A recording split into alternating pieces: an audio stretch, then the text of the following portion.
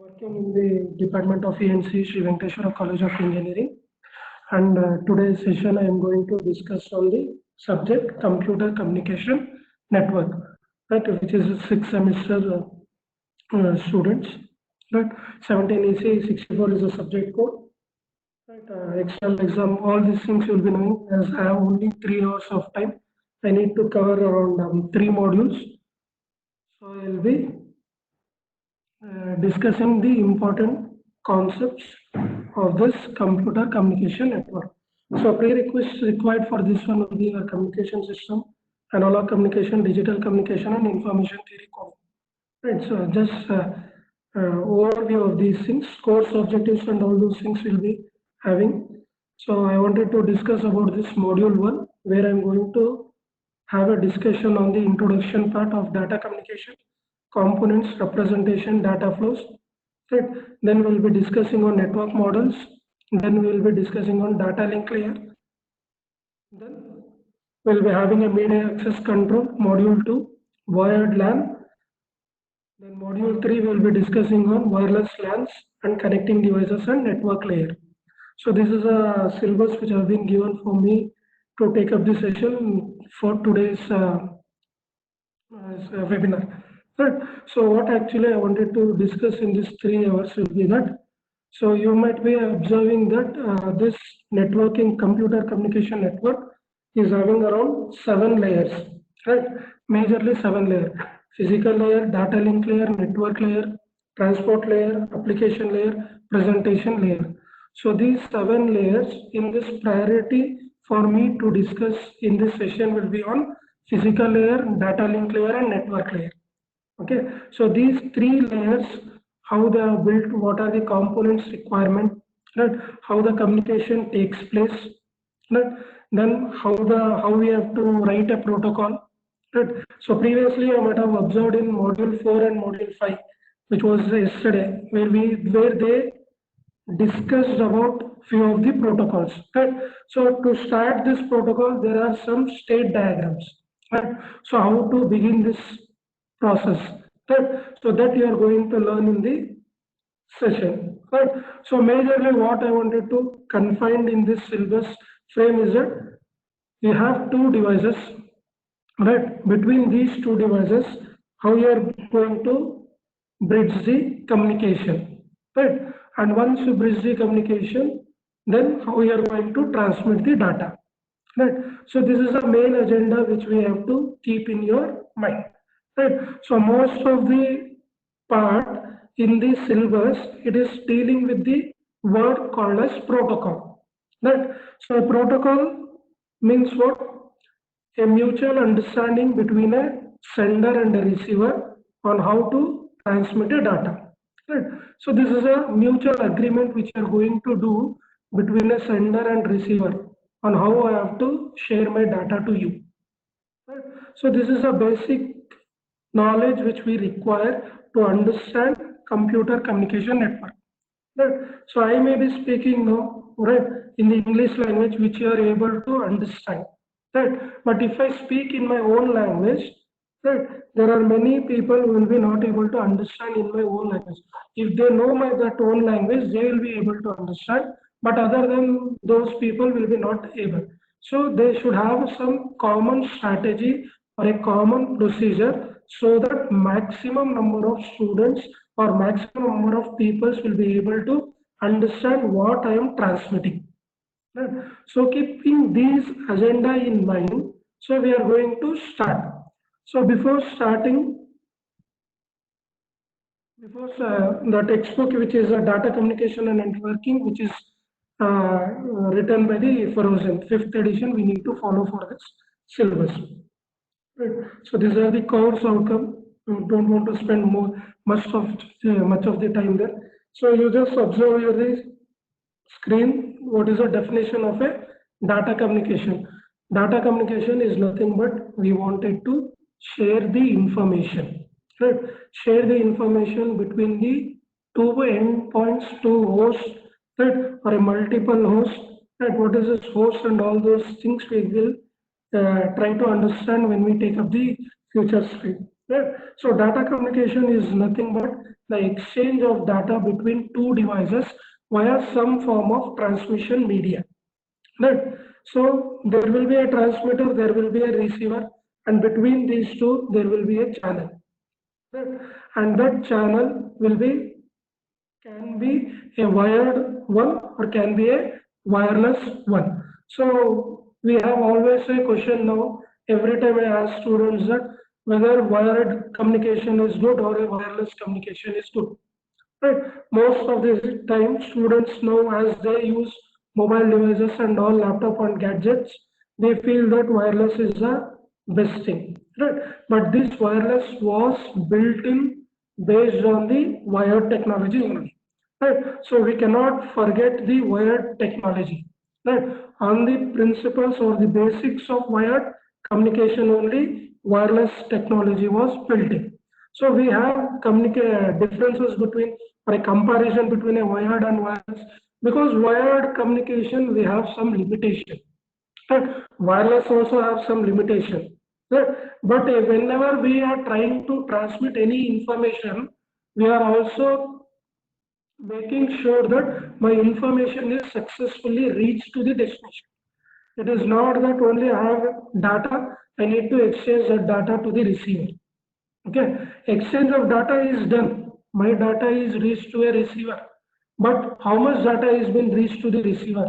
What is its efficiency? What is its performance? So those all things we need to take care. Simply don't, we will not think that we need to exchange data between two devices, then computer communication network is over. No. Once we exchange data also, we should make sure that how much data is reached, right? Whether actual data is read or some junk data is reached. So this all information we are going to measure, right, through some performance parameters, right?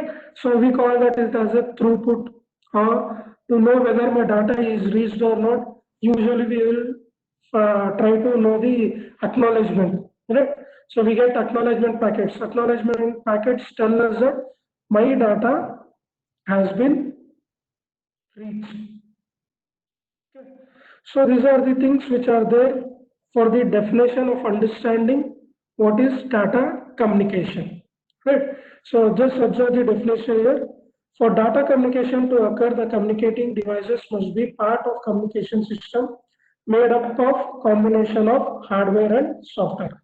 Only software it is not possible because when we speak and the other devices, if they are within the range, we don't require any hardware components. Right? But two devices, one sender is in one place, another receiver is in the another place, and between these two communication should happen. So obviously we require some hardware components. Right? So hardware and software together, we build a communication system from wherein we are able to transmit our data to the required destination. Right? And these things, after you transmit the data, the effectiveness of the data communication system depends on four fundamental characteristics. Right? Whenever we transmit a data, we always look into check the performance, right? And that characteristics we are calculating or measuring with the help of the delivery, with the help of accuracy, with the help of timeliness, and with the help of jitter. Right. So always when many applications, many times we are transmitting data, right? And all the times, right, the application based on the application, the performance also it will be varying, right? Few will be bothered about only whether we have delivered the data or not. That is the important thing which we are going to check, right? What we are delivering, for whom we are delivering, those things it is not required for them. Whether we have delivered our data or not, it is going to check. Next thing is that few application where accuracy is very much important, like military application, right? Where I cannot say that my data was reached or not. Right? Your data should compulsory reach in the military application. Otherwise, we need to face many consequences. So their accuracy is an important parameter. Then timeliness. That morning I have sent the data and it has reached by evening. So what is the use of those data transmitted where the time is not a factor? So timeliness also is a one more thing. Then one more thing is the jitter. So jitter is nothing but the variation of packet arrival time. So these four characteristics you should always keep in your mind when you are transmitting data using wired or a wireless technologies. Right? So these are the basic parameters which we need to understand. Then we require some components. Now you observe this, these are the very basic requirements with which we can build a protocol for transmitting a data. Right? So I want to call to one, so I should be knowing the procedure how to make a call from my mobile phone. Right? Only if I keep my mobile phone and tell that call should go reach to that one, it will not reach, right? So you should require some basic thing. You should switch on your device. You should be knowing the destination mobile number. You need to type that one. Network should be there. Money should be available, right? And all these things, if it is there, then you are able to make a call, right? And receiver also should be in a position to receive the data. Right. So for all these things, few of the components are required. And for a data communication, which are the components required? Right. So here they are classifying this data communication components into 5 components. Okay. In this 5 components are, one is sender, one is receiver, one is transmission media, one is protocol, and one is message. Okay, these are the 5 components. So obviously, when I want to transmit a data, there should be a sender. And when I have a sender, when I'm transmitted data, I also require a receiver. And there should be a transmission media. Right? There should be a protocol. Now, protocol. Right? So if that is the one thing. Then one more thing is that actual data. Now these 5 components can be differently placed. Right? Sender can be a 8-bit, sender can be a 16-bit, sender can be a 32-bit. So whether my communication system is supporting the sender to transmit the data or not, that I am going to check. Receiver also same thing. Transmission media, whether you are going to use wire technology or whether you are going to use the wireless technology. Whether the wire technology is supporting the sender or not, receiver or not.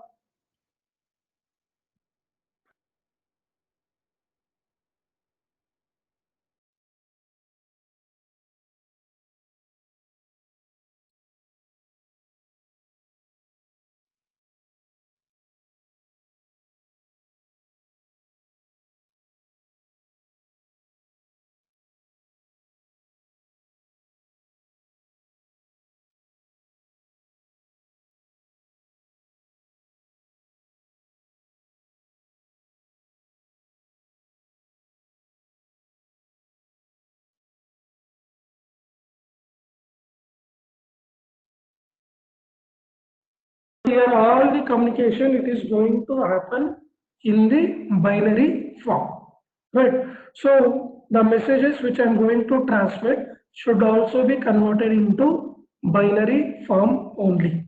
If I have analog data also, that analog data I'm going to convert into binary and I'm going to transmit the data, right? So to do that one, we have this data representation. Right. So data representation can be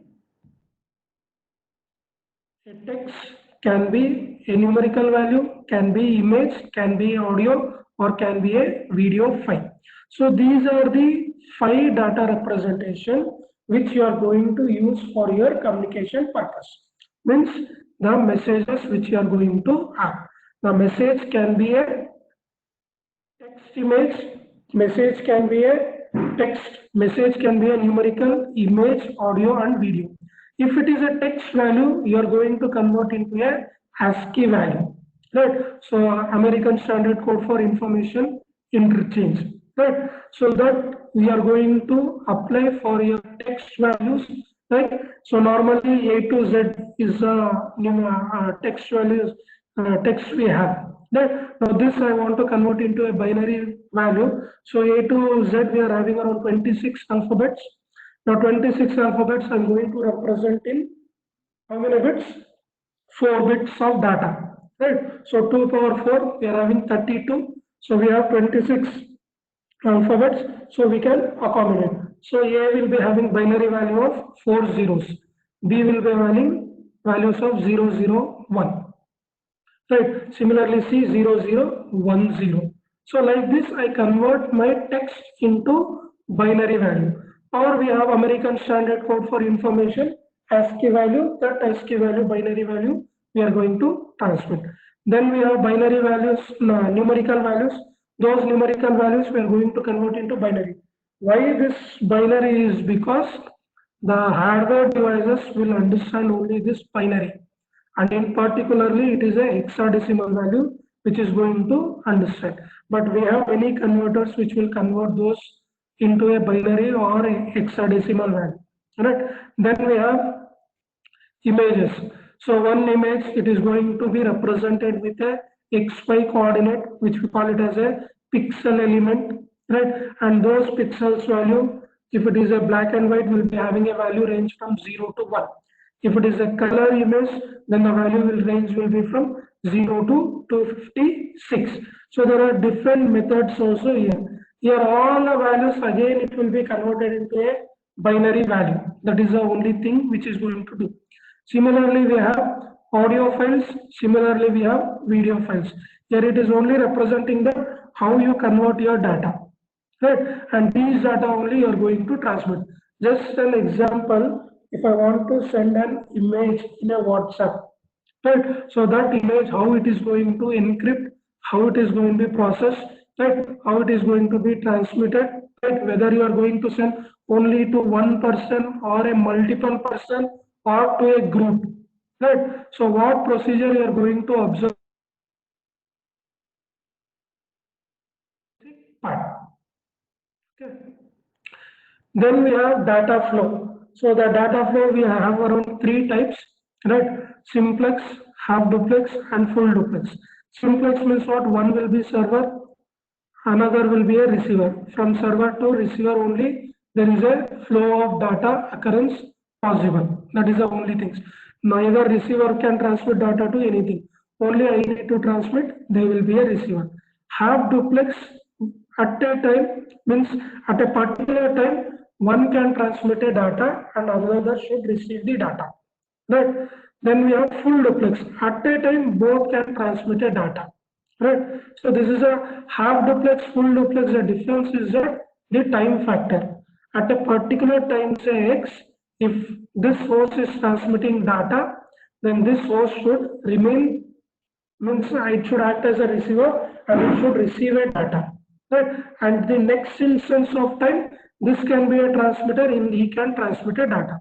So this is a 3 basics data flow which we are going to follow to transmit again these messages again using this 5 components of data communication.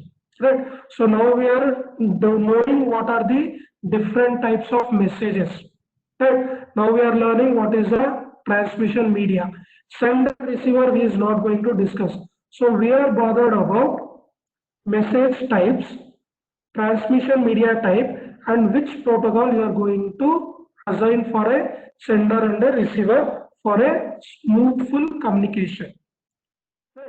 So that is the thing which we are going to follow here, data flow. Right? Then we should understand what is a network.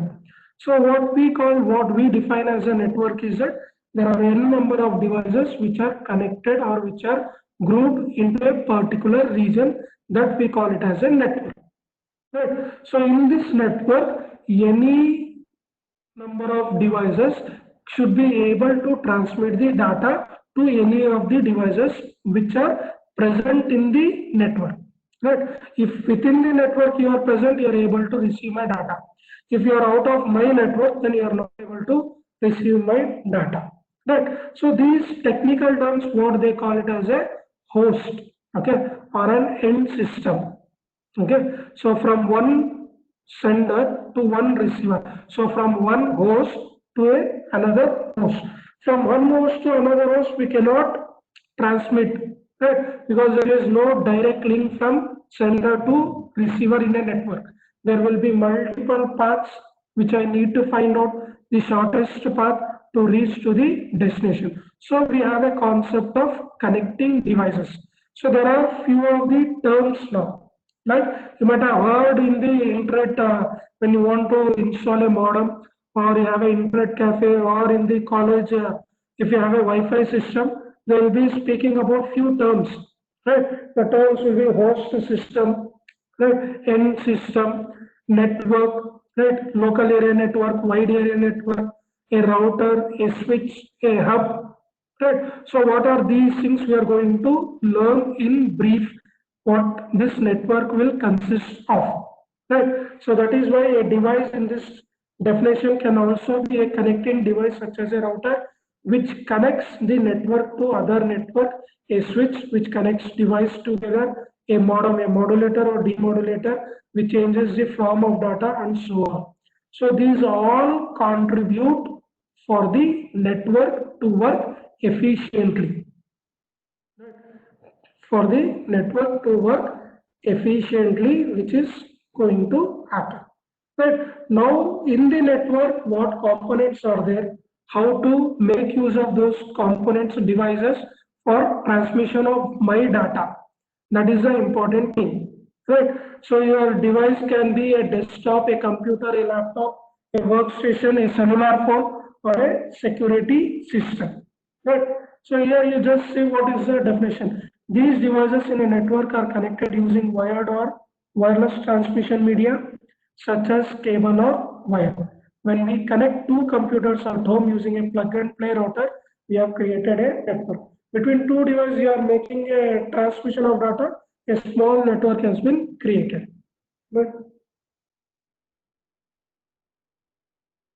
then we have network criteria. When I connect my mobile phone to my laptop, when I transmit the data, I'm going to check all this network criteria.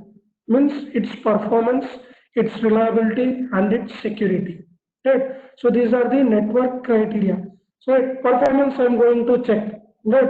Whether 1,000 packets I have transmitted or 1 GB data I have transmitted, how much data it has been received, whether my system is reliable or not, right? Whether there are any security issues or not. So these are the some standard network criteria which you have to look in when you are building a network, right? When you are writing a protocol, right? Performance you are going to calculate with the help of throughput and delay. Reliability you are going to check with the number of times you are going to transmit the data. Security you are going to check, you have check some bits which you are going to see. We are going to see the data loss which is happening. In lab we are having that packet loss. Right. Then physical structure. Right. So what we do is that one complete network they are made into some limit. Right. In an example for a classroom, right, the intake is 120, but class strength in a section should be only limited to 60 people. Right. If more number of student is there, then I will be not in a position to transmit data properly. Right. So they require for this network also some physical structure. Right. And for this physical structure, you should also require the type of connections needed. So there are two types of connection which is required. One is point to point, one is point to multi-point. Right. So point to point it is only from the major thing in the point to point is that the distance will be very minimum. Right. So if I want to talk to a friend, so he is nearby, so directly I can do that one. Right. If it is in the crowd, if I wanted to talk to my friend, so how it is possible? Right. So I need to correctly find out the destination address, I should share my data to them. So this is all the basic things which is required for writing a thing. So physical topology, we have around mesh type, star type, bus type, ring type. So mesh type, so this is a mesh type. You can observe that there are 5 devices. Right? For 5 devices, they are using the wired connection. So how many cables you require, right, in a mesh topology, right? So when you already I said that in a network we have to follow few of the rules, right? So for the network, whoever are agreeing for the protocols are allowed to enter the network. Okay. Now in this network, we have around 5 devices which have agreed for the protocol and they have joined the network. Right. Now when they enter into a network, the rule says is that the network rules what they say is that each device should be able to communicate to all the devices in the network. So if for one device one is there, he can communicate to all the 4 devices. Now for this one, we should have the mesh topology type. So how many cables are required? Right. So how I'm going to build this mesh topology? So to do this one, he is given one expression. Right. So expression is n into n minus 1 by 2, where n is number of nodes. Okay. N into n minus 1 divided by 2. Right. So how we got this expression is that n is the number of devices. Okay. So number of devices is how many? 5. Right. N value is 5. So expression is n into n minus 1. So 5 into 5 minus 1. So 5 into 4. So we are having 5 into 4, 20. 20 divided by 2, 10. Right. So why this is divided by n, you know why it is used for, because number of node. Right. N minus 1, why it is required, because you want to build a link. Right. So you should take the last one, last but 1. So only you have n minus 1. And why it is divided by 2? Because you are going to follow the full duplex mode. Right. So why what this full duplex is that? So I'm having one cable. This cable I can transmit from this source to this source, and the same cable I can use from this source to this source. So unnecessarily, why I require between these two links? Right. So one link is sufficient. That is why we are going for a duplex link. That is why the expression we have made it as n into n minus 1 divided by 2. So if I have 5 devices, right, 1, 2, 3, 4, 5. So n into n minus 1 divided by 2, you are going to get 10 links. So you have this 10 links. Right. So in the mesh topology, there are many advantages as well as many disadvantages. What is the advantage is that from one node to another node, there is always a link available to transmit. Right. So when I'm transmitting to this node, right, I'm not going to use any other path to reach to the destination. So my accuracy is very high in the mesh topology. But what is the disadvantage? You have to bear with this mesh, right? The wiring cable. Right. So as number of devices increases, more complex it becomes. So that is the disadvantage. Advantage is what? One to one device communication is there. So you require one to one student. If I try to explain or teach, if my efficiency will be 100%. If I teach to 4 people, it is fine. If I teach to 10 people, it is fine. Right? One to one, if I do 100%, 1 to 4 people I do, now it will be reducing into around 90 to 95. If I teach to 20 people, now that percentage efficiency will reduce to 80%. If I teach to 60 students, right, efficiency again will reduce based on how they react, how they respond, how I teach, all the factors will come into picture. But here you see there is one-to-one communication, so you have more efficiency. Remember all performance parameters you should.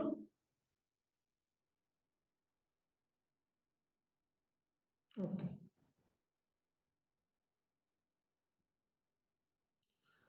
Right. So again, all these things they have written here. Star topology is what? Star topology, it is going to follow one hub. So for one hub, you are having multiple hosts which are connected. Right. So I want to transmit data from this node to this node. So I have to transmit that data to hub, and this hub needs to route to the destination and communication should happen. Now here also there is one to one, there is no loss. But the thing is that timeliness. Right? When this system I transmitted a data, right? At the same time this has been transmitted, this hub will give preference for this one because he has requested first. Right? And he has to bear this hub load. Right? Now there are only four systems. Now for complete 60 people attached to one system, it is difficult. Best is this counseling they will do. For each faculty, they will be assigning around 5 students or 6 students. Complete class will be not assigned to one faculty member. If complete class, if they assign to one faculty member, it will be difficult for them to manage. Right? So what we have to do is that we need to burden, means we have to reduce the burden of this hub. So those are the advantages and disadvantages of the star topology. Then and one more thing is that number of wiring also it will be very limited. Okay, so number of here it was n into n minus 1 by 2. Here n devices are there means n cable you require. Right? So if there are 4 devices, you require 4 cable. There is 45 devices there, you require 10 links. Right? So these are all comparison. It is given in the textbook. You can refer that one. Right? I'm just briefing the highlighting the things. Okay. Then we have a bus topology. So you can see there is one cable for which all these host devices are connected. Right. So there is only one cable here as previously. Right. But disadvantage is that if this cable breaks down, it will be affected to complete network.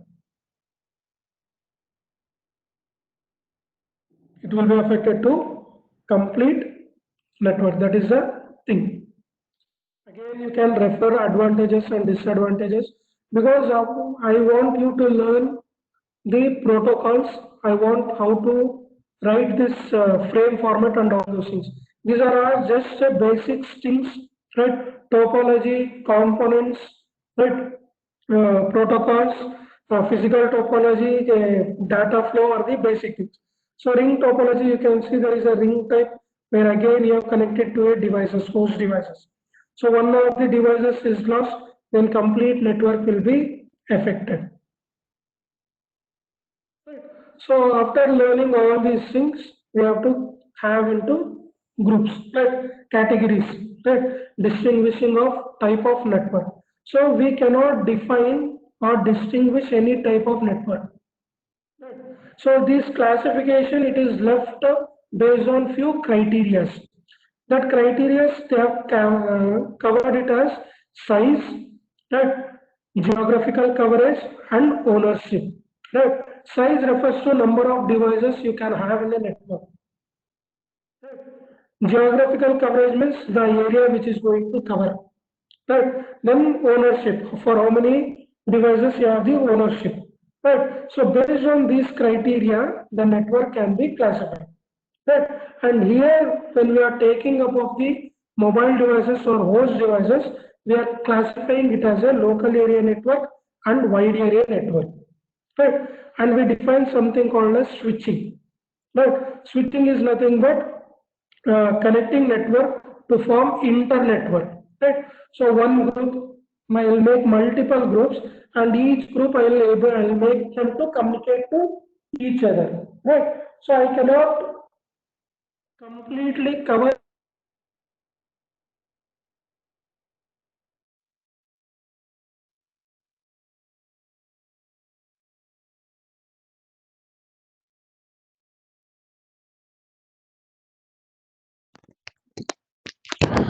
Sir, we are not able to hear you. Hello?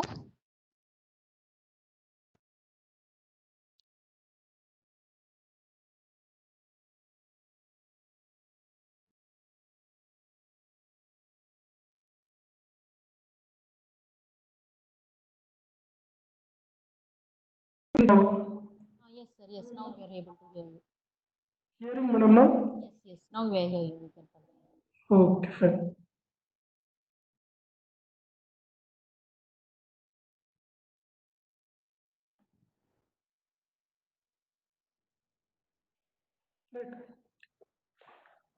So we are classifying into local area network and wide area network.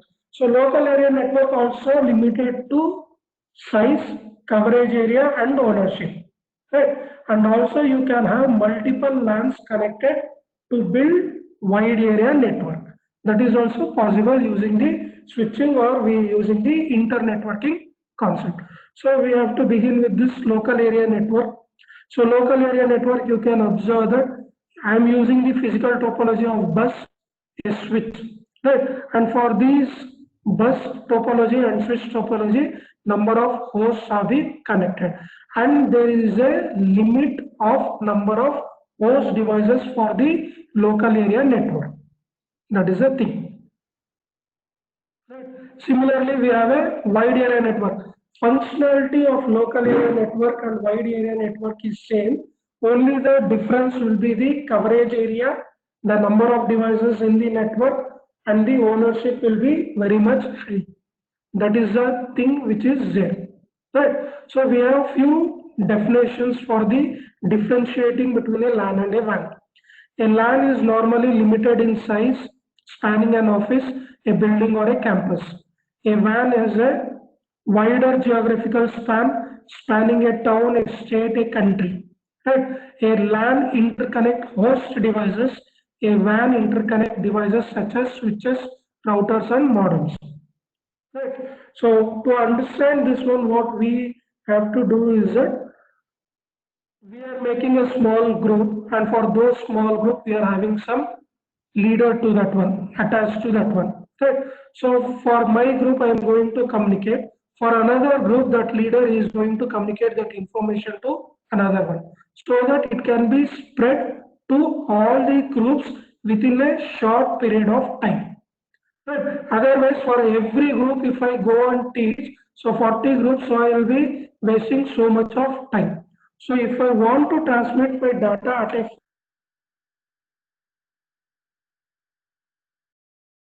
module on these connecting devices, where how this is used, the switches, routers, and modems will be knowing that one.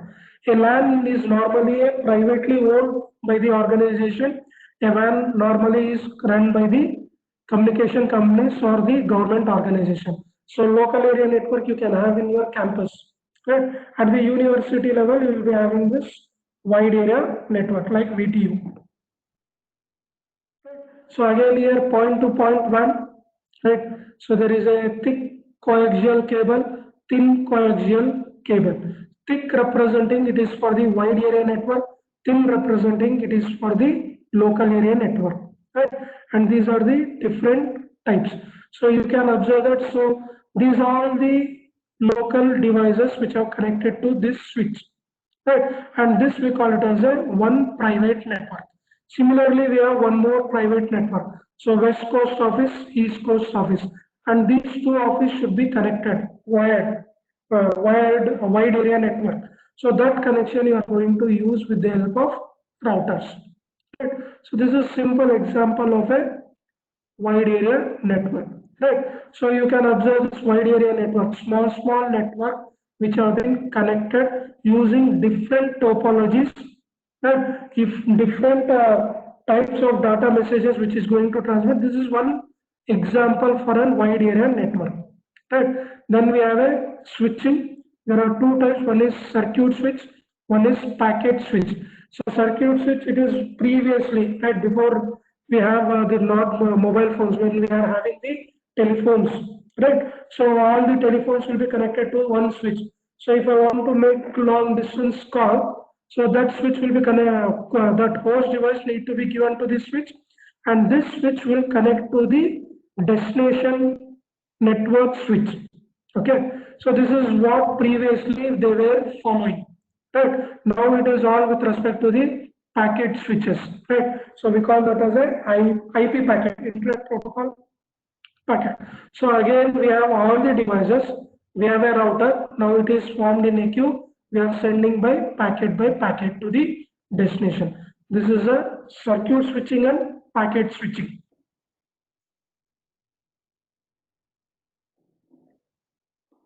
From all the modules, I have prepared the question bank, so which I will be sharing to you. right? For all previous years and everything I have confined, right? Which is required, I'm just highlighting those things, I'm taking time. Other things, I'm just moving. So then finally comes with your internet. So internet, which has been, we have to discuss this one because IP protocols where we are transmitting data that we have to know. So there's just internet part. So this is the internet today which we have. So we have customer network, we have provider network, we have peer point, we have backbone point, right? So making of use of these things we are able to transmit. So now I have connected my laptop to the internet, right? So my this host device, my IP address that will be linked to my customer network. Then from that customer network, it should be access to the provider network. From the provider network to the backbone, right, where all information will be stored here, access point, how I'm going to transmit, what type of data. So this is how the communication flow is there in the internet. And here also wired and wireless both are present. Right. So accessing the internet is using the telephone network, which is dial-up service and digital subscriber line. Or you can use using a cable network or use wireless network or direct connection to the internet. Now many of you will be aware of using a wireless network. Why? Because you are going to connect your mobile device internet to my laptop and use internet in my device. Right. So that is wireless technology. Right. So broadband, if I'm going to use the telephone network, the broadband which I'm going to use, so there will be a LAN cable which I'm going to connect. I need to specify the IP number. Then I have to build a communication that we are going to have. Direct connection to the internet, that will be the future which is going to have. So internet today we are having this World Wide Web, we have multimedia, and we have peer-to-peer application. Right. So many of the application we are going to use like voice over IP, like video over IP. Right. So you are transmitting, you are making an audio call. So audio files is transmitting. So video call, if I want to add to that one, it will take more power. It requires more bandwidth. Right. So more bandwidth, more transmission bandwidth, it is going to right. So you are going to choose suitable application for suitable type of messages. Right. Your view sharing, right, audio and video, which is YouTube, and television over IP, which is PP Lite. Right. Then we have peer-to-peer communication, new area communication with a lot of protocol. Now we are going to discuss about this network protocol. Now you can observe that there are two people here, right? And between these two people, I want to build a communication. Right. So how I'm going to start the communication by using, usually when I meet anyone, we'll just introduce ourselves by saying hi, myself, right, like that we are going to build. And when we are trying to communicate, we are making sure that whether that another person is able to understand or not. He doesn't know English. If I keep on trying to speak in English, then it's of no use. My 100% data is transmitted, but that data transmitted, it's of no use. Right? So you require all these things. And to understand these scenarios, the network models, what they did is that they introduce this protocol layering. Okay, so these protocol layering have classified into the multiple layers. So there is a one single layer. Okay, so layer one. So there are two persons here, Maria and Anna. So they are within the range, right? And she is able to speak and listen. She is able to speak and listen, and their distances are very minimum. So when we have these type of application or the scenario, what happens is that directly we don't require any other devices. So I can speak, which will be directly listened by this other person.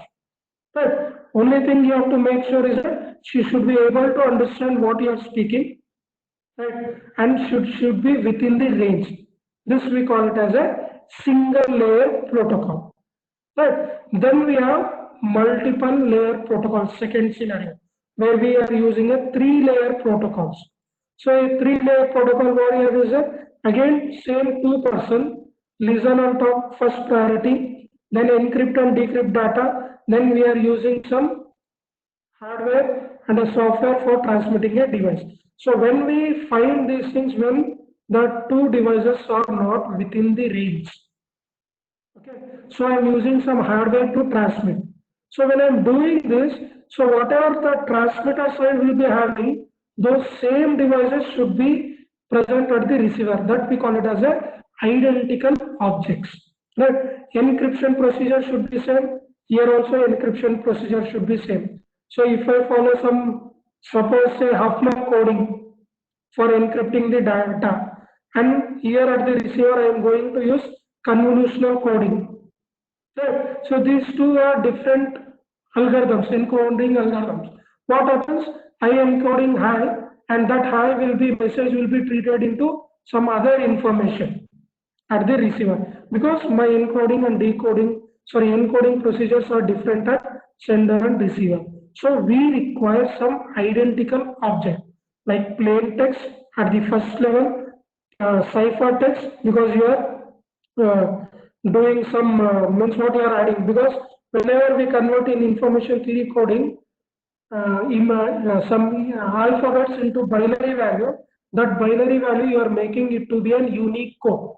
Why? Because anybody can enter into the network and they can observe your data. So you are bothered about the security issues also, right? So you require some ciphertext and you require a main part, right, application part, which is going to transmit to the thing. So this thing have been built based on the simple concept of this postal service, right? So postal service, what you do, right? So if you write one observe the postal service, so if I want to transmit a means I want to send a letter, right, to my home, to my native place, right? I bring a postcard, I write from address, I write to address in the message provided, I need to write that message, I need to fill all the formalities, then I need to take that into the post box. Right. Then from postman will come post box to post office, then segregation, then transmitting to the native place, right? Then decryption there, then identifying the area, then postman again will carry that information to the destination person. So that concept only they have implemented for our networking scenario also. Right? So whatever procedures are there, same thing it will be there, but in a different way. That's what they have used some technical words. Right? So which we are going to observe. Principle of first is the same thing. Right? So you have a logical connection between these two build. Right. Then we have this TCP bar IP protocol. Now TCP bar IP protocol is nothing but again it is a OSI layer. Right. So OSI layer we have 7 layers. We have physical, data link, network, transport, application, presentation, session. Right. Now these 7 layers, right, have been confined into 5 layers. Right. Those 5 layers are physical layer, data link layer, network layer, transport layer. Application layer, presentation layer, session layer, combinedly they call it as application layer. Now application and transport layer are, we are discussing that in module 4 and module 5. Now we are bothered about physical layer, data link layer, network layer. See, in the physical layer, there are hardware devices. You require some suitable devices for me to transmit. So if I want to connect my mobile phone to my laptop wirelessly, that Wi-Fi number I need to identify, then I will be connecting. Wired, that suitable cable I need to find out. Right? I cannot take an iPhone cable and connect it to Samsung mobile. Right? Or Samsung cable I cannot take and connect to an iPhone mobile. So suitable hardware devices also you should be knowing. So which device I need to connect to which. Right? What is its capacity? Right? How much bit it can accommodate? What is the frequency which is going to be transmitted. So these all things you have to learn at the physical layer. Right. That physical layer, again, it is nothing but you convert your message into binary values. So these binary values you are going to frame, right, in the form of framing, right, in the packet, right, in the many other things which are there, which we will be discussing. Then when we frame this data, we are going to give to the data link layer. So data link layer will be main thing will be of congestion. The main services of the data flow is the flow control, right? Flow control, congestion control, and error control. Those are the services. Then we have the network layer. Network is layer is nothing but we are routing the path. Okay. So what we do is that now I have written a letter. Right? So physical layer, what I have to do if I want to send any information to my native, I should bring the postcard. Right? That postcard should be able to travel to that particular location or not. And in that I need to write in the physical layer. What we will do is that we will check the addresses. Right? You will give the space. So these all things comes under the physical layer. Next thing is what data link layer. That letter I have to, if I write a letter and if I keep at my home, it will not reach to the native place, right? Destination. So that letter I need to go and put it in the post box. Right? That post box also the postman, whenever you go, he will be not waiting there to take your letter and to transmit immediately. Right? They also follow some procedure. Like every evening around 4 o'clock, they will take that or they will open that post box. Right? So if you send at 9 o'clock also, if you send at 12 o'clock also, evening 4 o'clock only they will open and they will send to the post office. Right? So that controlling whatever action you are going to have, you will have in the data link layer.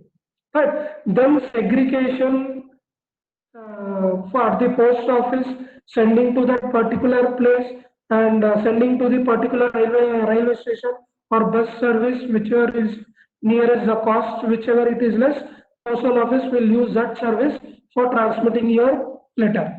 Right? So that segregation you are going to learn in the network layer. So these three things only we are going to learn. Right? And here also we have different protocols. Right? So this is one network model. So you can observe that there are three devices. The three devices are connected using links and router. No communication should happen. So we have these 5 layers. So these 5 layers we need to fill. So when it reaches to the link layer, 2 layers thing, when it go to a router, you are having a network layer. So router will route the data from source to destination. So he will be having for this router how many links are connected. So link 1, link 2, link 3 are connected to this router.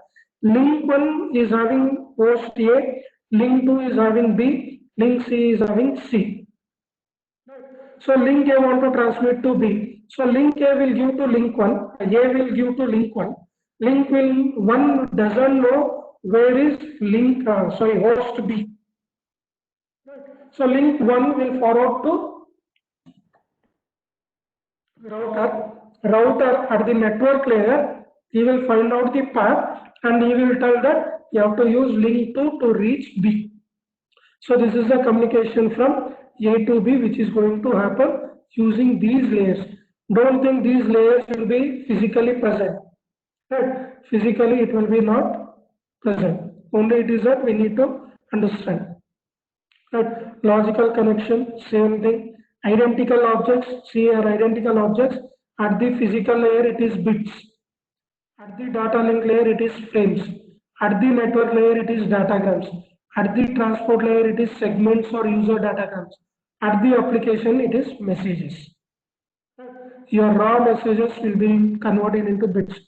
Bits again frames, frames into datagrams, segments, then message. So this is the encryption and decryption which is going to happen. So we have to start with a physical layer, right? Cable or a wire, electrical connection, optical signals which are going to follow. Then we have data link layer. Again we have at the wired LAN, wireless LAN which you are going to have. So at the data link layer, your binary values are going to be made into a frame. A frame is nothing but binary values arranged in some particular fashion, maybe 4-bit, maybe 8-bit, like that. So what is the advantage is that 8-bit I have transmitted, right? So 8-bit they have received, in that one is the error. So that I can be able to identify. So that is the services here, error detection and correction. Right? So here only error correction. Some of the data link layer provide some error correction also. Then we have network layer. He speaks about internet. See here, these are the question which is asked. A description of each layer, what physical layer will do, what data link layer will do. Right? Framing, error detection, flow control is the part services of data link layer.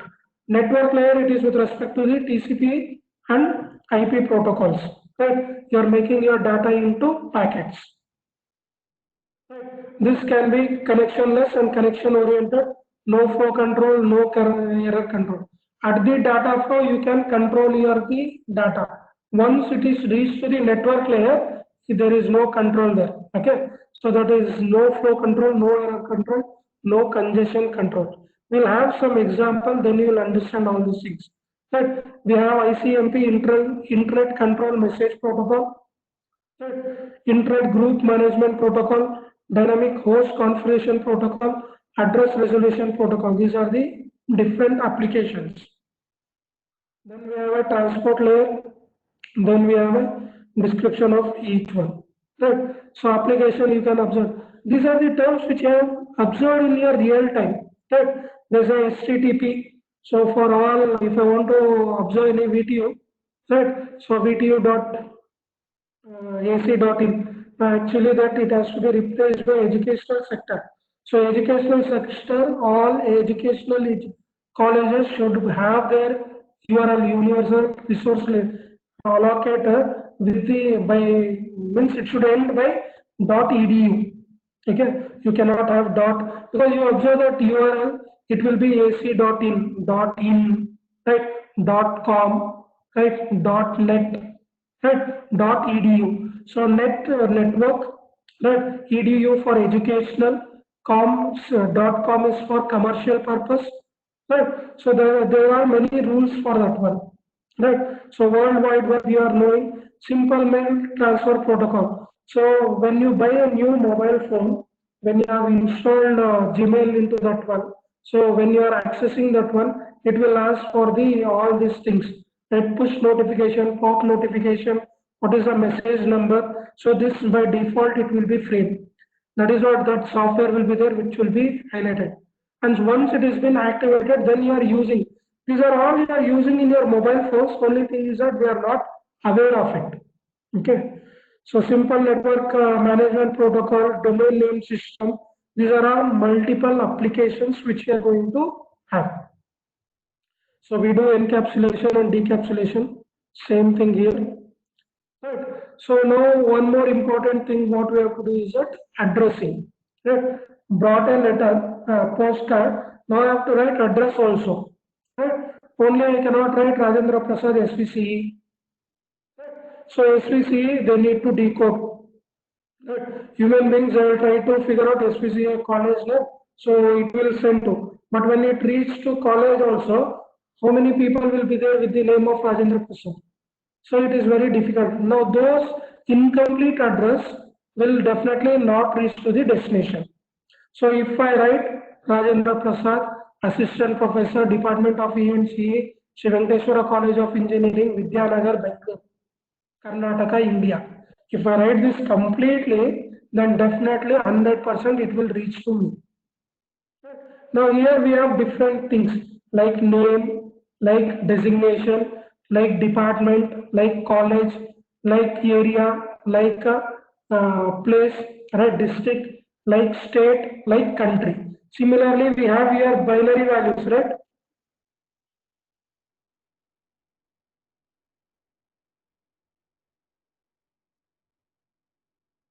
That we have your binary values, right? Bit value. So how you represent this frame value, how you identify it. So that addressing scenario only at the device level, right? So bits, Physical layer, it is with respect to the bits. That is why when you are calculating any of the numerical value, your units will be in the form of bits per second. Okay, that is the thing. At the data link layer, it will be the frames which will be identified by the link layer address.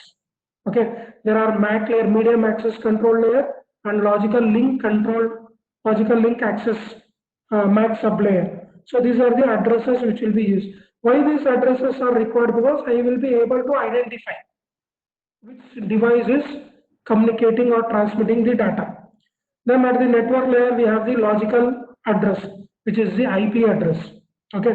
At the transport layer, the segment user dial is identified by the port numbers, and message, which is their application layer, which is identified by the names. Multiplexing, demultiplexing, same thing. So OSI model just explain these things.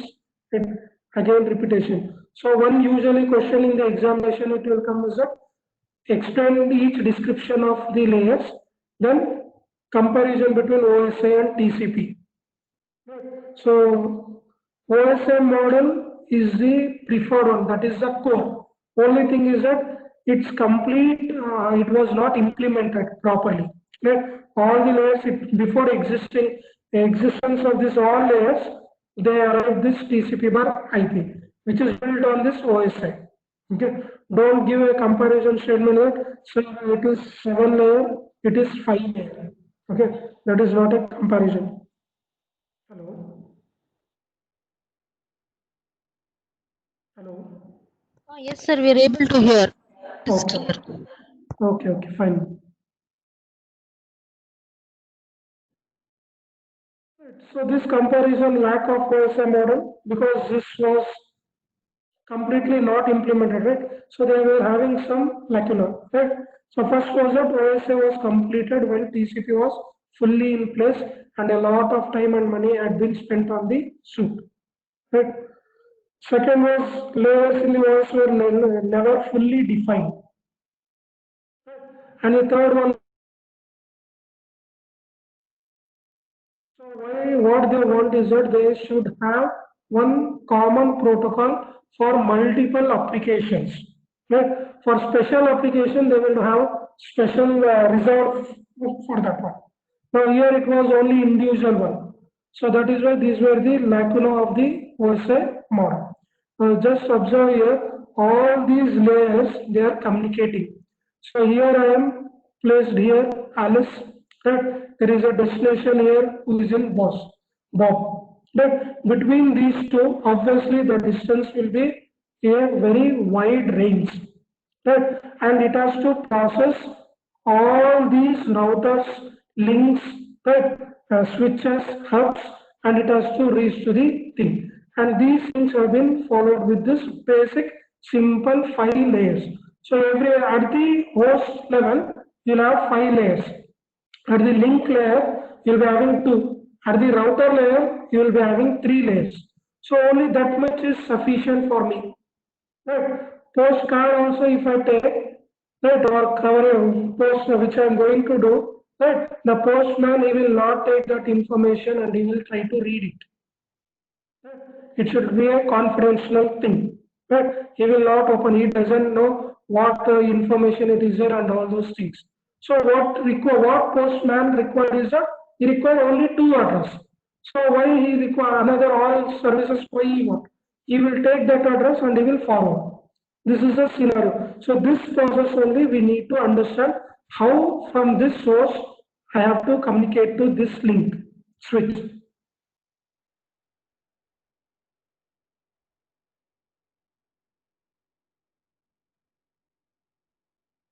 Hello.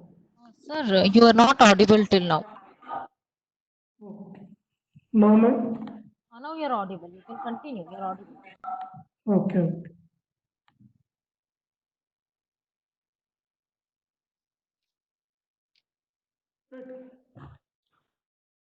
So what we have to understand is that this Alice host device should communicating to this switch.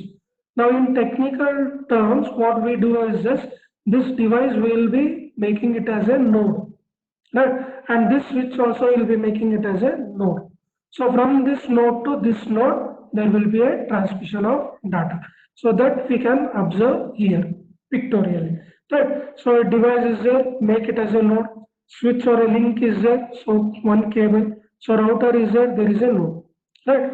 This is all for us to understand which is host device, which is switch, which is router. At the network level, right, model, your device will be converted into a node. So this node is transmitting data to this node, right, using a link. Right. Again, same all link data flow customary what we have learned earlier, it is going to follow the same thing. So this is a thing which is going to, you see this, all these devices will be highlighted into the nodes. Now, data link layer services, as I discussed, it will be first on framing, right? So binary value you are going to fix, right, for number of bits, like 8-bit, right? That we call it as a frame. And once 8 bits have been arrived, then I am going to transmit into a channel. Right. And when I have transmitting the channel, so time is also required for that 8 bits to reach to the destination. Right. By that time, if I have another set of data, right, and those data binary values, I make it as a frame. Right. Now that frame will be in a queue because all data from first frame should be sent into a channel. Then second frame I am going to transmit. So in this framing also, you should be knowing how many bits are there, when to transmit those frames so that it will not collide. So that is why the services in the data link layer is the flow control. One is error control. One is the congestion control. Congestion control is what it is that you are using same channel. Right? Another node also want to transmit the data. Now we are having the same bandwidth. Now bandwidth is occupied by him. So how I can transmit? So I need to wait till that node has transmitted all the information. Right? So your protocol should be able to follow or control this flow control, error control, and congestion control. So we have two protocol here, simple protocol and stop and wait protocol in this section. So in this we will be highlighting these services also. Okay. So two categories of link, we have point-to-point link and broadcast link. So one-to-one device you want to send a message, or one-to group you are going to send a message. So how you are going to send group messages and how you are going to send normal messages.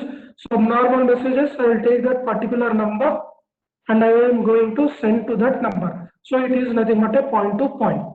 If I want to send to complete class, so what I have to do, I have to make one WhatsApp group for that one, and I have to send one message so that all means it is broadcasted to every student. So here also we have these two categories. Right? As I said that we have two MAC layers. One is data link layer sublayer. One is media access control layer. Right? So we'll have this discussion on this link layer address. So here we have some scenarios, right, to understand how we are able to transmit. Now observe this, there is a link, right, a switch, right. So for this switch, a host is being connected by link 1. So that is why L1. Okay. Now this is a host which will be identified as a node. That is why it is N1. Okay. N1, L1. So I want to transmit data to any other device. So N1 should use L1, and this information will be given to this switch. Right? And for this link, right, a switch, which are the links connected? So one is link 1 connected, one is link 2 connected. Okay, link 2. So for this router, N2 and L2. Right. So this information I am going to write in a frame. So this is my data as a postcard. Right. So these are my the link address, link 1 and link 2. These are my source address and destination address. So here frame, this is just like a postcard to address, from address to address. There is a data available. Here I am having a link. But in postcard you will not have this link address. Okay. You have only source and destination address and data. Right. So here you can see that source address is N1. I need to transmit data to N8.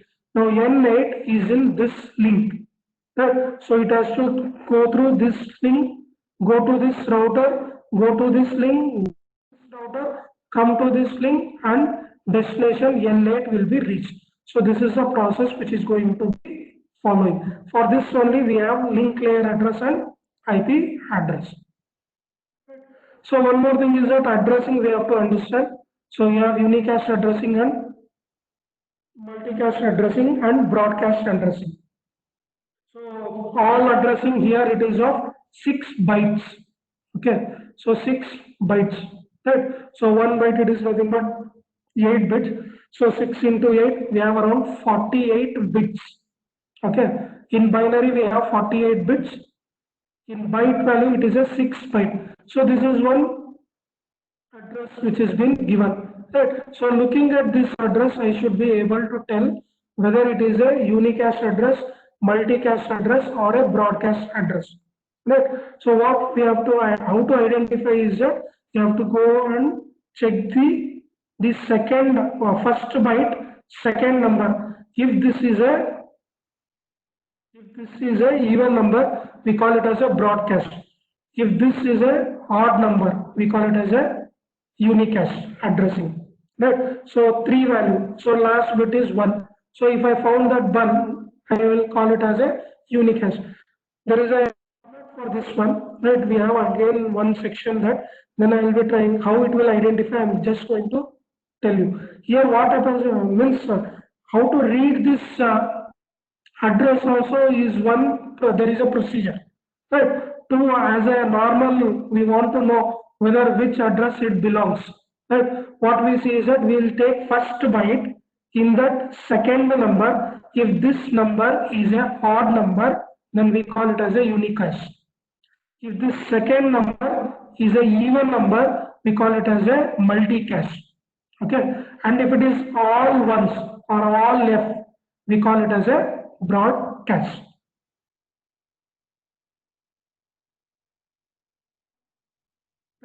So address resolution protocol, here you just take a scenario, right? So there is a switch, we have connected few devices, right? So N1, L1, N2, L2, N3, L3, and all information is present. Now what I have to do is that I am source, right? I don't know where is the destination. Destination is B, I will be knowing.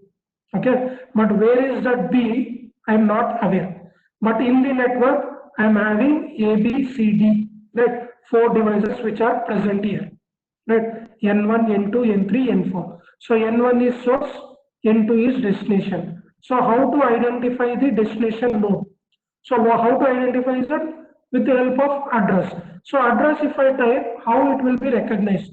So what we have to do is that I need to broadcast, right? And that broadcasting I am going to do with a request. So I am going to send one request. Okay, that request will be reached to all the nodes present in the network. Right? So that request will be received by N2, N3, N4. Right. So N2 is the destination node. So N2 will be for this request, will be sending a reply.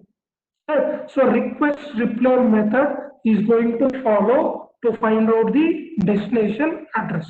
Right. So on few of the times what they say is that, sir, what about if N3 sends a reply message? That is also possible. Right.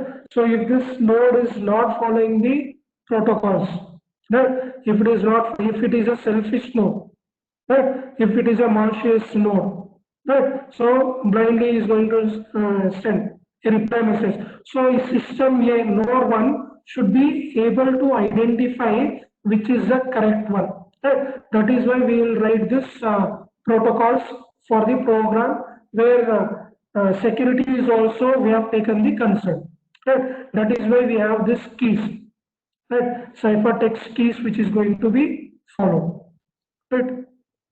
So to do this one, we require address resolution protocol frame format or a packet format. So this is a packet format which is of 32 bit. So majorly what you find here is that what is the hardware type for the physical layer, what is the protocol type which is going to follow, hardware length, protocol length, operation. So request is one, reply is two. So request is one means what? Request when I am transmitting, here the packet value it will be one. Right? You can still understand with this in the postcard also. When I write all my two address at the bottom, they will give right for the pin number. Right? 5831025600054. So postman he is not going to read individual address for you. He is going to segregate postcard with the help of the pin number. Right? 560054, go to this area point, right? So these are the things which you'll see. So request 1, reply 2. So if node 1 will be having a value of 1 in this operation, and node 2 the value will be 2. Then again source hardware address, source protocol address, destination address, it will be empty because I don't know the path to reach. So initially it will be empty. Then destination protocol address. So this is a frame format which is going to be present at the data link layer, address resolution protocol. Now you observe here system A, system B, you see hardware all length, you see here the value is 1. So it is in request mode.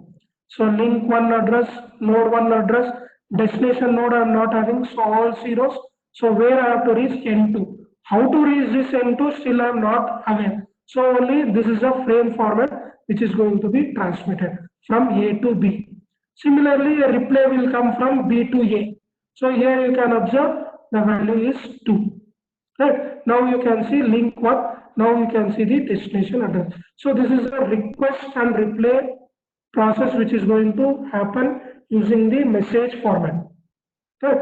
This was for the only two nodes. This example is for the multiple nodes. So you can see link, you can see router 1, router 2. So you can observe this, what is the process it is going to happen. See at the Alice site. Then activities at router 1, activities at Alice site. So what are the protocols you can observe here? So again you observe here physical layer, data link layer, network layer. Right. So what he has to perform. Then at the router layer, what actions it has to be done. At the router 2, then at the box side, right, at the receivers. This is an example for the multiple thing. This example is for the only simple. There are only two nodes and a router. This is one more example we have. Then data links layer services, again it is a framing. That frame size. Now frame size here it is of two types. One is fixed and one is variable. Now frame size if I fix for 8 bits, right, till 8 bits arrive I need to wait. Because once all bits arrive then only I will be able to transmit. Right. Then we have variable length. If bits are not fully filled, still it is going to be transmitted. Right. That is with respect to the time format. So if I tell that if I booked a bus for my native, right, and in that bus only 3 or 4 people are there, right, the bus he will driver will tell them, sir, another 10 people let them come. So when it is full, then I will be able to transmit. Many times you have experience also, if you have booked a bus and that bus will not, reservation is not filled, minimum reservation, if it is not done, then that bus service will be cancelled, then that amount will be refunded and that message also will be intimated to the particular customer. So there are two types here, fixed and variable. Advantage and disadvantage both are there and both are with respect to the application. And these fixed length and variable length, there are only two approaches are there. One approach we call it as a character oriented approach and one approach we call it as a bit oriented approach. So because we have only two types, one is character type, one is binary type. Again character type will be converted into binary, that is also there, but that character at the high level also will be present. right? So what we do is that this is one frame format, right? So here what you see is that here I'm having some data. For this data, I'm going to have some header and trailer because I should tell when to start and when to end. And before I should tell, I am starting my data. So these all information should be present because in the channel n number of devices will be transmitting. So which data I need to receive, it will be a difficult. So we will put one signal to them. Now I am starting the presentation. But then we will be observing the screen, slides will be there, my voice will be there, then session has started, you will be understanding. Now what happens is that at the character level, these all will be at the characters. Now here we are using this flag, right? And here we are using some header. Now in the data, you can have information of flag bit also. Right. I can have an information of flag. Now receiver will be in a dilemma whether this is the end of the message or flag is an actual data. Right. So to explain that one, we are observing this scenario. Here we call it as a character stuffing or byte stuffing or a bit stuffing. Now you observe in this, right? So this is my information message. Right? In this message, I'm having a data flag and I'm having a data escape. Now for this one, I'm adding header, I'm adding flag. Now this flag is different from this flag. This flag is actual data and this flag is a flag bits.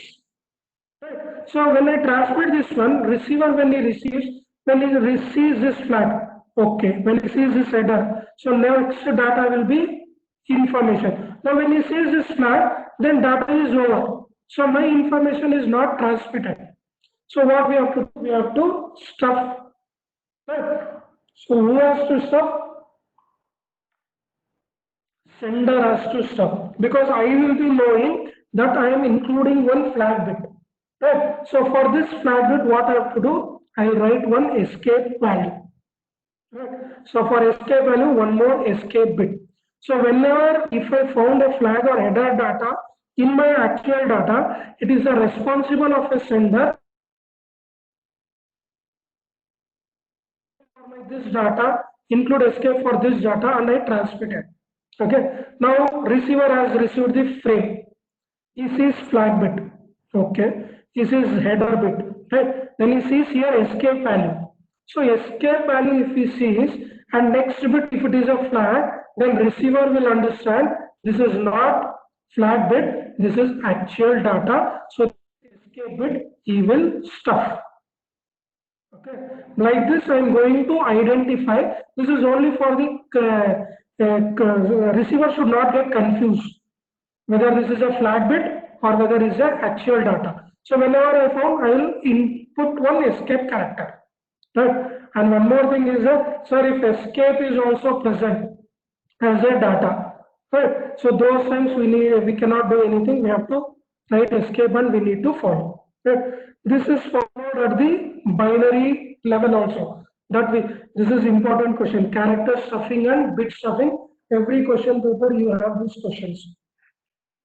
So you see a flag bit. Now flag bit is common, right? So it is identified by 0 followed by 6 ones followed by 0.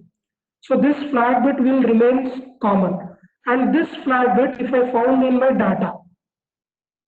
So it will again confuse whether it is a flag bit, whether it is an actual data. So what we do is that whenever you have 0 followed by 6 ones, in between I'm going to introduce one extra bit 0. So receiver when he says 0 followed by 5 ones, then 0, then followed by 1, he thinks this is to be stuffed data.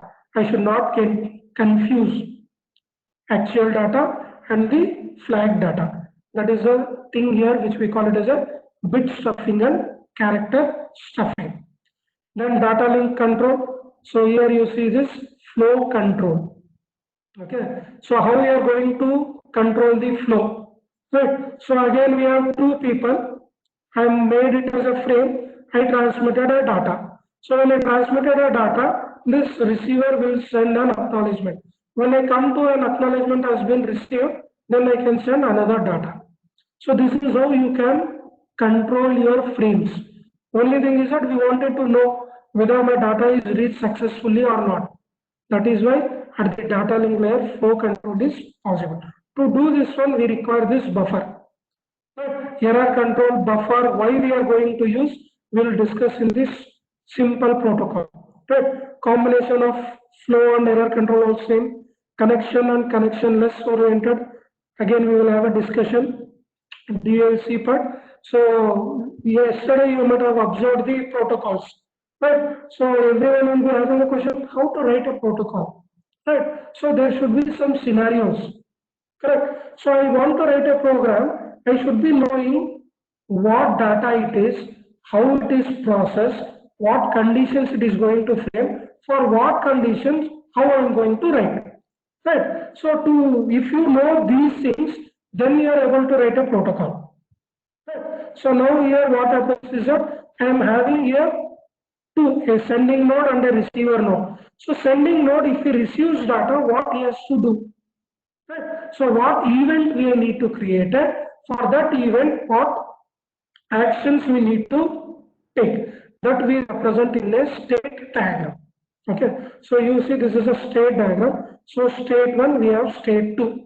Right. So state 1, the colored arrow shows the starting state. So from here, sender node. So for this node, a event has been occurred. So state 1, what he do is just sender, when he transmits the data, when he is having a data, he will transmit. When he is not having a data, he is not going to transmit. Correct. So he is doing, when he is having a data, he is transmitting it. And once transmitted a data, he is acknowledging a data from the receiver end. So he is having two event occurring. For those two events, he is having multiple action. So state 1, event 1. So here event 1 is what? Data occurred. When data occur, he need to make it as a frame and he need to transmit the data. So data occurrence is one event. Making frame is action 1. Sending frame is action 2. Right? So this is state 1 part which has been done. Now state 2, what is the event? Whether data has been received or not. Right. One is what? Receiving data. Another thing is what? Sending an acknowledgement. So event 2, action 3. Right. You can have multiple events. So this is the state diagram how we need to build. Now we will take an example which we call it as a simple protocol. Now simple protocol, you see, network layer, data link layer, then physical layer, sending node. So network layer, you are receiving packets. Data link layer, you are making it as a frame. So this frame you are transmitting using logical link. So receiver is receiving your frame, converting into packets, sending into the network layer. So this we call it as a simple protocol. So I am sender, you are receiver. Whether you are having energy or not, whether you are having space or not, that I am not bothered. Only thing which I am bothered is that I have received data, I need to transmit that data. That's all. That we call it as a simple protocol. If this size is full, if it's transmitting still data, what about the efficiency? So by default, for all the devices, it will be having a simple protocol only. He is not going to send any acknowledgement, nothing. Data is a make frame, send. Whether you are receiving, received, those things are immaterial to me. That we call it as a simple protocol. So then we have a finite state machine. So you observe this finite state machine. So we are having two state, right? One sending, one receiving. So at this sending node, right, packet came from network layer. That is the event, which is a blue color. Right? When packet is arrived, what data link layer he has to do? Make a frame and send it, and again start. That is the only process at the sending node. At the receiver node, what is the event? Frame arrive. Deliver the packet to the network layer. That is the task which is going to do at the finite state machine. This is simple. There is no memory, nothing. Buffer and all those things comes when you require acknowledgement. Right. So if data is lost in the channel, he is not bothered. Data is received in the channel, he is not bothered. What work he is doing? Simple protocol, receive data, make them send, that much. So that you are representing in a flow diagram. So network layer, data link layer. At the sender side, receiver side, data link layer, network layer. Top to bottom approach, bottom to top approach. So network layer, you have received the packet given to the network data link layer. Data link layer, this packet you will make into frame. See, there is an inclined line. Why? Because this frame, it will going to take some X second to reach to the receiver. That is why there is a inclined time. So data they send, make frame, receive. This is a simple flow diagram. There is no acknowledgement. That is why we call it as a simple. Next, we have to learn stop and wait protocol. So stop and wait protocol, we are having two links. So one link for transmitting frame, one link for requesting for an acknowledgement. So here also from the network layer, I am going to get a frame, packet. Data link layer, he will make into frame, he will transmit that frame along with an acknowledgement, right? That is CRC, cyclic redundancy check. And when receiver, when he receives this frame, that acknowledgement he need to send back. And to do this one, he has introduced one timer also. Right? Morning 9 o'clock if I send, so 1 hour he should go and reach to the destination. At 10 o'clock he should be back.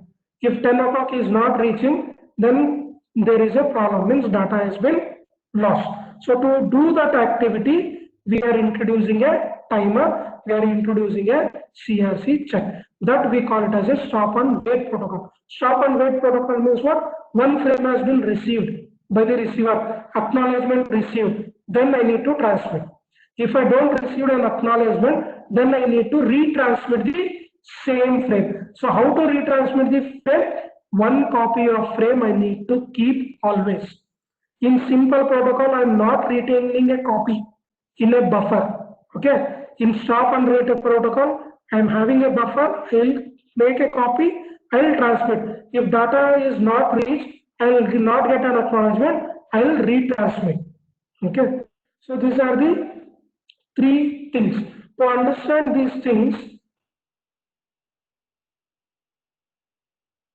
scenarios which you will find. Right. That will be there in the complete networking scenario. Right. So consider two devices, source and destination. Right. Source is having information, he transmitted a data.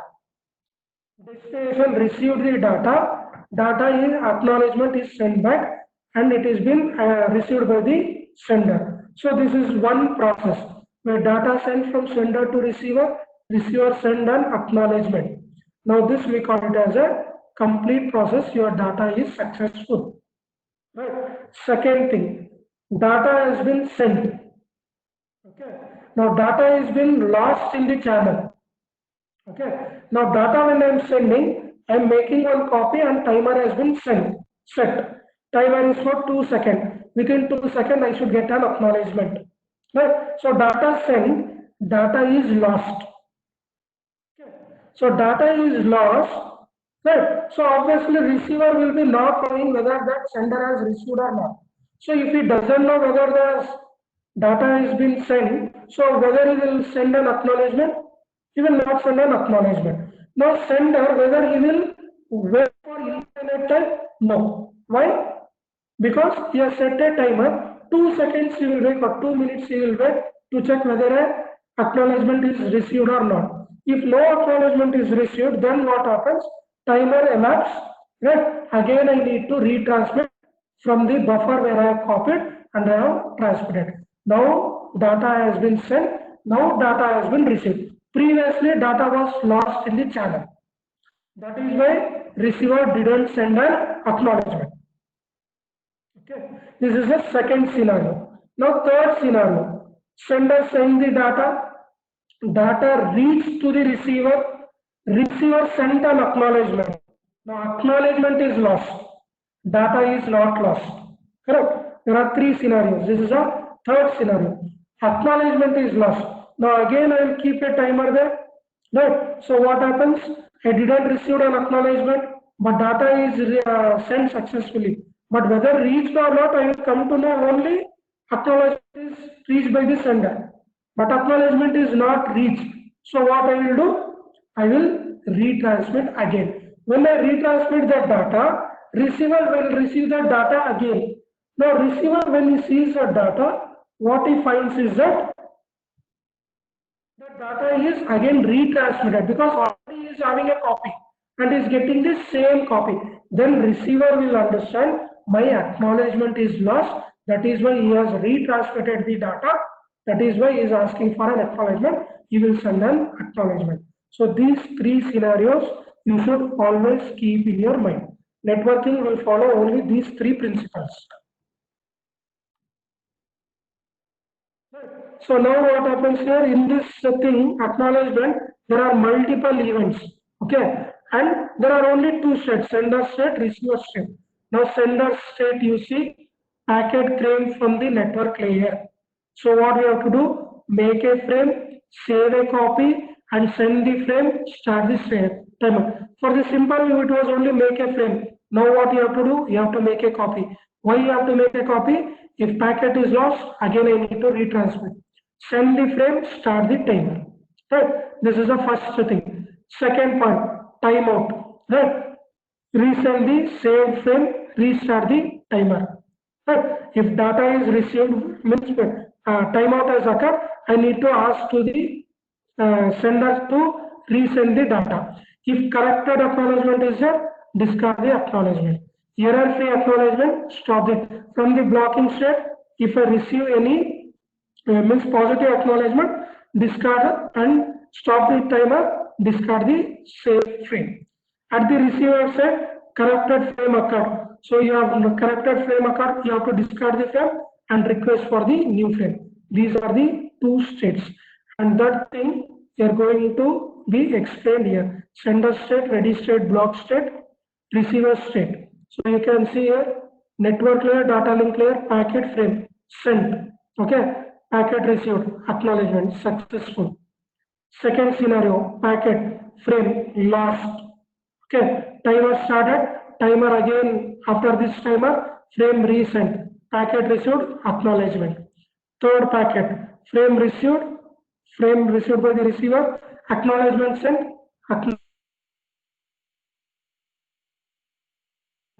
now this you observe there is a duplicate. Why? Because receiver will be knowing that already has received a frame. So this is a stop and wait protocol. One more we have this piggy banking. It is just like that to and fro type. Okay. This is one more thing. So this is all about your first module. Okay. We have still more module 2 where he is going to discuss about few protocols. These protocols have been classified into random access and controlled access. So random access we have Aloha, carrier sense multiple access, carrier sense multiple access collision detection, carrier sense multiple access collision avoidance. One more is controlled access, reservation, polling and token passing. So out of these two, if you generally ask which will give more efficiency, we will tell the controlled access. Why? Because you are having the control on of your devices, how whether it is active or whether it is not. Then we will have a discussion on Ethernet. Here basically we are talking about fast Ethernet, standard Ethernet, gigabit Ethernet and 10 gigabit Ethernet. Okay. So we'll start with this random access. This is for the multi-access. Means what? In the network, multiple transmission can takes place. So multiple access have been classified into these three. In examination, they will ask, explain controlled access protocol as one question for 10 marks, or you have individual one like this. Okay. Channelization protocol, it is not there for the syllabus. So random access when is asked, so randomly he will transmit my data. Right. So he is not having any control. So to understand this, he is having this question. When can the station access the medium? What can the station do if the medium is busy? How can the station determine the success or failure of a transmission? what can this station do if there is a access conflict? So when I want to do randomly, right? So what is that?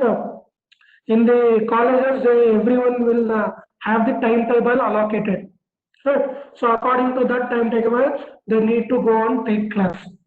Right? So only your efficiency will be high. If there is no timetable allocated, so whenever I wish, whenever I am knowing the concept, when I will prepare, then I will go and do the session means definitely the efficiency will be poor. Randomly, if the session is free, randomly if I want to go and present, then it is fine. Right? But timetable if it is and if you want to present using the timetable, efficiency will be more. That is why they are classified into these two types. Right. So here we start with this Aloha. So again you see that there is a channel, 4 stations are there and they are transmitting data randomly. Now out of this, each station is transmitting 2 frames. So out of these frames, how many are successful?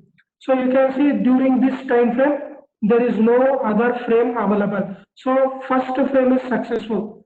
Second, you can see there is a shaded part. So collision duration. This also collision duration. So here there is no collision. So out of 8 frames of 4 stations, only 2 frames are successful. Right? So that we call it as a pure Aloha. Means where we have not given any authority. Means we have given authority for everyone to transmit based on their wish. So only when I do like this, so how many successful? Only 2 out of 8. That you are going to understand with this flow chart. So pure Aloha protocol, what he has done is that here K value is number of attempts. Remember again this scenario only. This scenario. Okay.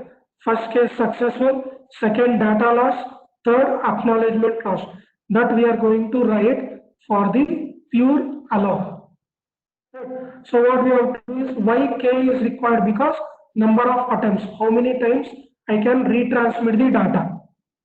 Okay, that is why. So station has a frame to send.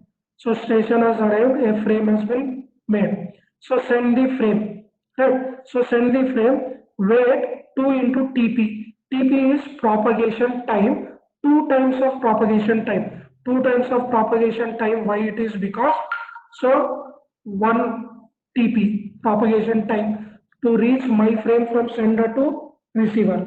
From receiver to sender, 1 more x time, x plus x, 2x time is required. 2x time I need to wait because we are setting a timer. Timer for which, how much time you will send? 24 hours, 18 hours, 1 hour. You are going to set by the propagation time. So one propagation time we call it as a x second. So from receiver acknowledgement x second, totally we will require 2x second we are going to set. Okay. So send the frame, wait for 2 into TP, right? Then acknowledgement received. If acknowledgement is received means what happens? Your data is successfully reached. So what happens? Your data is success. If there is no acknowledgement received, then what happens? If it is a false, then what happens? Your number of attempts 1, it will be increased to 2. So K equal to K plus 1. Right. Now here also number of attempts, how many times I have to repeat the same topic? There will be some limit, right? One time I will explain, you have not understood. Second time I will do, third time I will do. Fourth time if you ask means maximum limit I will be set. Protocol also will set some maximum value. That is why we have K max. Right. So K equal to K plus 1. What happens? Incremented by 1 for retransmission. Okay, then K is greater than K max is going to check. So 3 times I have done. First time transmitted data loss. So no acknowledgement. So I need to increment. Second time I am going to transmit. Now K max is 3. Now K value is 2. Right. So 2 is greater than this one. False. So I have to wait, choose R. What is R? A random time. That random time is decided based on this condition 0 to 2 power k minus 1. Now k value is 0. Now here k value is 1. Now 1 is greater than 3. Right? Now k value you need to substitute here. So 2 power 1, 2, 2 minus 1, 1. So 0 to 1 second randomly you can retransmit that frame. Second attempt it has failed. Right? Now k value will be 2. Now k value will be 2. K max is 3. Again false condition. So 2 power 2, 4. 4 minus 1, 3. So 0 to 3 second randomly I can choose a type. It is not like that if I don't receive an acknowledgement, immediately I will transmit. Acknowledgement why you have not received, because there is some problem. And if there is problem, if you are retransmitting, what happens? Again it will collide. That is why we have to choose for a random type. And also we are going to have some back of time. So back of time is calculated by R into TP or R into frame size. Yeah. R into frame size. So whenever I want, I cannot retransmit. Have to wait because there will be some delays. Exactly 9:30 you should arrive. 9:30 if you are not arriving, 9:40 you are arriving. Right? 9:30 you are not present. That is why I marked you absent. I cannot declare, right? So there will be some delay. Right? You have to wait for certain time. To do that one, we are having this random time and we are having this backup time. Right? So this is the procedure which is going to follow for the pure ANOVA, which is this one. In this also, out of 8, how many successful? 2. That success rate is very poor. That you are going to calculate with using the vulnerable time. Vulnerable time is nothing but frame time, x second, which I have said. No, that there is a formula for that one. S equal to g into e power minus 2g. Now g value I need to put as half. So success rate throughput I am going to get around 18%. Okay, there is no proof for this one. Only we have to use for pure ANOVA this expression. The success rate of this protocol is only 18.4%. Right. There is a problem given. See, a pure ANOVA network transmit 200 bits frame having a shared channel of 200 kbps. What is the throughput if the system is having 1000 frames per second? Right. So G value I am going to put that one. 1 frames per millisecond. So G value, if I put 1, I'm going to get 13.5%. So out of 1000 frames, only 135 are successful. Out of 1000 frames, 135 successful. Out of 500 frames, only 92 are successful. Out of 250, only 32 are successful. Using that formula. Right. So to avoid this one, we have a slotted ANOVA. Slotted ANOVA, what is that? We will give time space for each of the channel. So within that slot, if data is there, you transmit. In between, you cannot transmit. Right. So in this channel, only one channel station 1 is transmitting. So there is no collision. Now you see in this channel 2 are there, it will be collided. In this channel, these 2 are transmitting, again it will be collided. Now in this channel, you see only 1. So 1, 2, 3, 4. So out of 8, the success rate has increased to 4. That is the thing here. So your percentage also increased. But thing is that I need to change in the protocol. Protocol, what you have to do is that I need to fix the slot. In between, if I arrive, I am not allowed. Okay, that is the thing here. This we call it as a slotted ANOVA. Again, you are going to calculate the formula g into e power minus g. Now here it was 2g, right? Because 2 times you are going to have. Here it is only 1 slot which you are going to use. Now here the success rate is almost 36.8%. Okay. So again same problem. This problem is expected in your examination.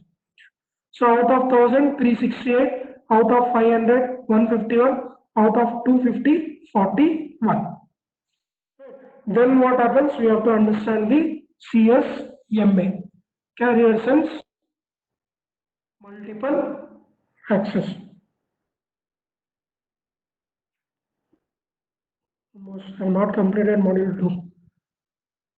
Okay, so carrier sense multiple access, what it is doing is that before transmitting a data, is going to check the channel whether it is free or not. Right? So if it is free, then my data will be reaching successfully. If data is not free, I need to wait for my time.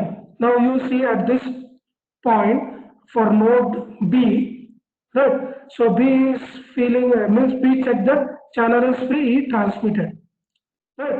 So at some point T2, channel C also, or node C also check the channel. It is free. That information is not received by C because that data is still reaching to C. So at this position, there is a collision occurrence.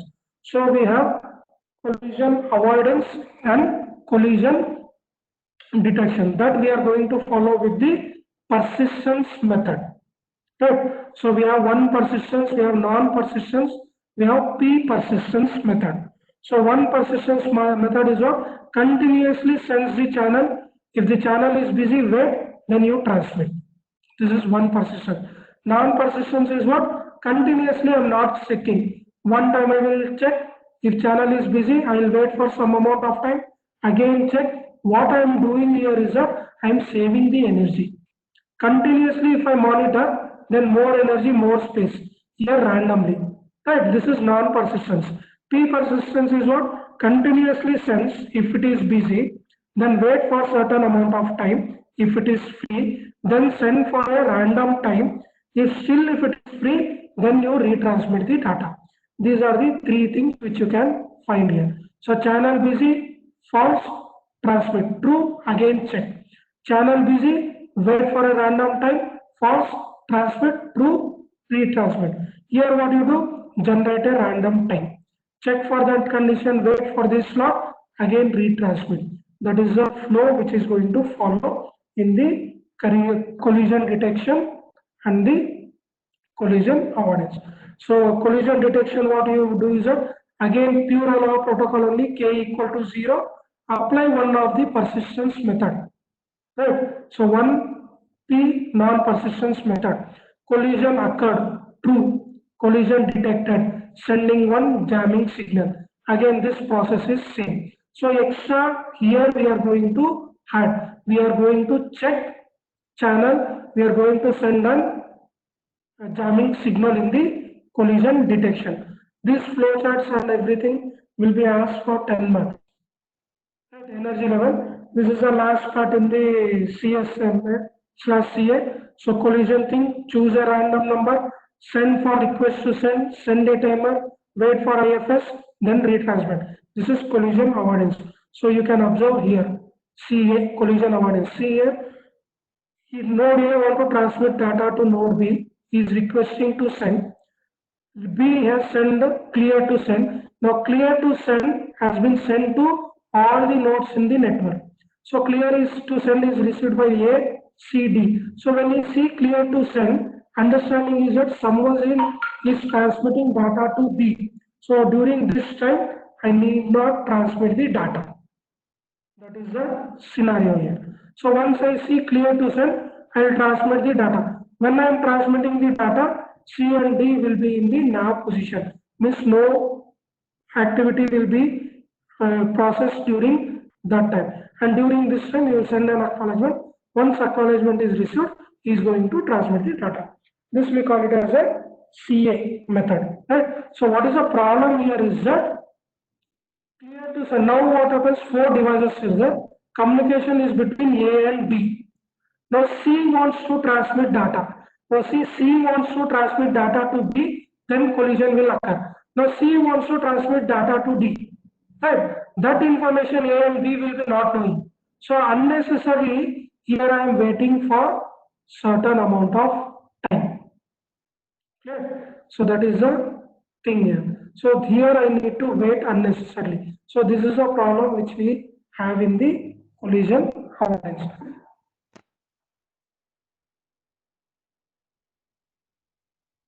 Last part, another 5 minutes I will take. Right, completed only 2 modules. Another module, it is not possible duration of time. Control access, as I have said, it is having a control. So you have a frame bits, you have a data, you need to reserve. You need to reserve this slot. So reserve that slot, then it will be allowing the channel to transmit the data. Then we have a polling method. So select, we need to request for the primary thing, poll method, no acknowledgement, acknowledgement. Based on that acknowledgement receiving, I'm going to transmit the data.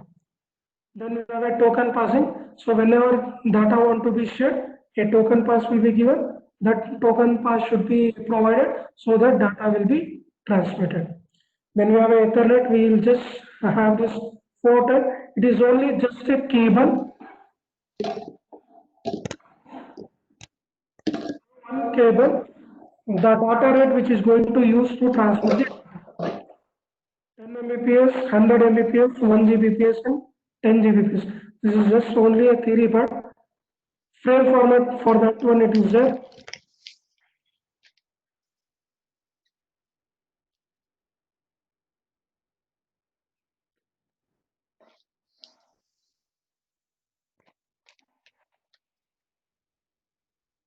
This is all the fast Ethernet. So again, same addressing scheme. Right?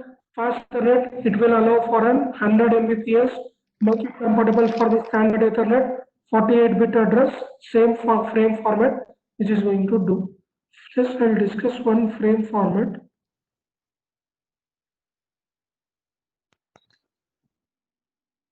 Right, we have a preamble of 7 bytes, start frame delimiter, destination address, source address, data and padding, cyclic redundancy set, and type. So again here we have this addressing. So 48-bit address, earlier I said that how I am going to identify unicast, broadcast and multicast. I said that take first byte and this second number, odd number or even number. Now, how the data transmission will take place is, so hexadecimal value, binary value, transmitted bit, you observe that the first bit transmitted is the LSB bit of first byte. So looking at this one value, so this one if it is there, so it is a multicast. If zero, if it is a broadcast. If one, it is there, then we have a broadcast. See, this bit is going to be transmitted first.